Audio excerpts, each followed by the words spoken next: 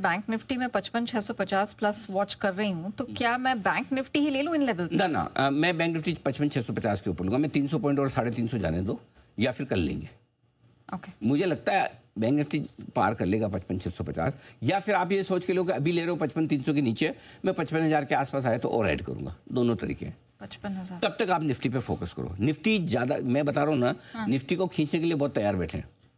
आप समझिए, निफ्टी के लिए एक सेक्टर तैयार बैठा है। ये नहीं करेगा तो मैं करूँगा, मैं नहीं करूँगा। जिसके बहुत सारे दोस्त हो ना, कोई मदद के लिए आ जाता है। ये निफ्टी के इस वक्त बहुत सारे दोस्त हैं। ठीक है, ओके।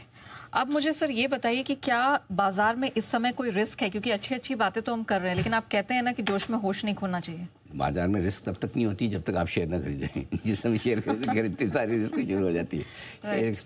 वो कब पहले बीच में ना, वो ऐसा बहुत सारा जोक चलता था कि मैं पहले बहुत मस्त था, सुखी था, आराम में था, फिर एक दिन मैंने एक शेयर खरीद लिया। अब मैं बहुत तनाव में हूँ। उसके बाद फिर ना, मुझे ट्रम्प क्या कर रहा है, रशिया यूक्रेन क्या कर रहा है, इजराइल हमास में क्या चल रहा है, इंडिया पाकिस्तान क्या कर रहा है, एफआईज क्या कर रहे हैं, कौन किधर डिफॉल्ट कर रहा है, किसकी करेंसी गिर गई, उठ गई, पूरी दुनिया की अचानक चिंता होने लगी सिर्फ क्योंकि मैंने 5,000 रुपये के शेयर खरीद लिए। उसके पहले लाइफ बहुत कूल थी। बोले भाड़े में जाए कौन है, मतलब मेरा पड़ोसी, मेरा कलीग, मेरे दोस्त, किसी की पड़ी नहीं थी। अब पूरी दुनिया की है, तो पूरा मतलब दिल बड़ा हो जाता है शेयर करते, दुनिया की चिंता होने लगती है। तो इसलिए रिस्क तो हमेशा है, जैसे आप शेयर करते रिस्क शुरू हो जाती है। लेकिन फिर भी आजकल की चूंकि हम बात करें तो कोई खास बड़ी रिस्क इस वक्त है नहीं मार्केट में, क्योंकि एक ही बड़ी रिस्क थी जिसने बाजार को दबा रखा था, वो भारत पाकिस्तान के बीच का तनाव। कब होगा, कितना होगा, कैसे होगा, कौन लड़ेगा, कितना हम मारेंगे, कितना वो करेंगे, क्या है, वो सारी चीज़ थी। इस वजह से आप नहीं तो 25,000 तो आपको पहले ही हो जाना था। हम तो बात कर भी रहे थे कि 25,000 होना है, तो इसलिए वो रिस्क थी। ऐसे में अब अगर ग्लोबल मार्केट्स कमज़ोर हो भी जाए तो भी हमारे बाजार नहीं घटेंगे। ठीक है, हमारे बाजारों के लिए जो ब्रेकआउट चाहिए था वो मिल गया, और हम अमेरिका के पीछे हैं भी नहीं। अमेरिका से अच्छी खबर आए वेलकम, नहीं आए तो कोई बात नहीं। ठीक है, एक ही रिस्क है क्या बाजार के लिए इस वक्त वापस, जिसकी वजह से हम दबे पड़े थे, वो भारत पाकिस्तान का तनाव। अगर वापस से तनाव बढ़ जाता है और साइजेबल बढ़ता है कि भाई छोटी मोटी गोलियां वोलियां चलेगी, उसमें नहीं घटने वाला है, उसमें टेंशन मत लेना।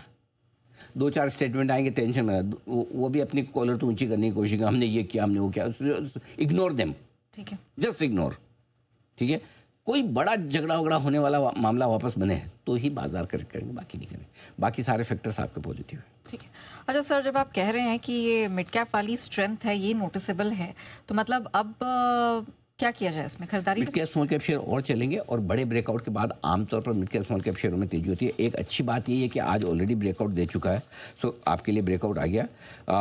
रहा सवाल सेक्टर्स का, तो वैसे तो क्या है, आज बाजार में पूरा ब्रॉडर मार्केट में खरीदारी का माहौल है। इसीलिए मैं कह रहा हूँ 25,000 की निफ्टी, और 25,000 आज हो भी जाए तो कोई बहुत बड़ी बात नहीं है, क्योंकि हमारा तो आइडिया भी पहले था कि अगर युद्ध नहीं होता तो 25,000 आपको होना ही था। करेक्ट, तो ये तो युद्ध की वजह से आप दबे पड़े थे। हैं 24,900 नेहा जी, आज तो चलो कुछ और ही मांगा जाए यार, ये क्या है? मैंने वही कहा ना, आज तो कुछ और भी मांगते तो मिल जाता। चलो आज हमने 25,000 मांगा है, 25,000 के आज दर्शन हो जाए, उम्मीद तो है। और कोई बड़ी चीज़ है नहीं, क्योंकि देखिए हम बहुत अंडर एस्टिमेट करते हैं अपने आप को तेजी के मामले में। मंदी के मामले में हम ओवर एस्टिमेट कर देते हैं, ऐसा गिरेगा कि जैसे ताला लग जाएगा, बाजार बंद हो जाएगा, वापस खुलेगा नहीं, है ना। अपनी जनरेशन में तो नहीं खुलेगा, उतनी मंदी सोचते हैं। और तेजी होती है 200 बढ़ते, ऐसा लगता है कि हे भगवान इतना देखी नहीं, ऐसा लगता है जैसे तेजी।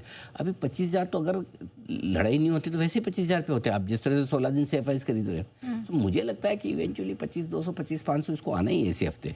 कोई बड़ी बात नहीं, इसी हफ्ते आना है 25,200 25,500।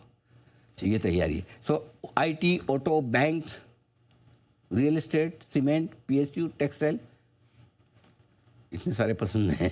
आपके पैसे कम बढ़ जाएंगे, सेक्टर्स बहुत हैं। खाली एक ही रिस्क है फार्मा शेयर में, बाकी और कुछ नहीं। ठीक है, डन।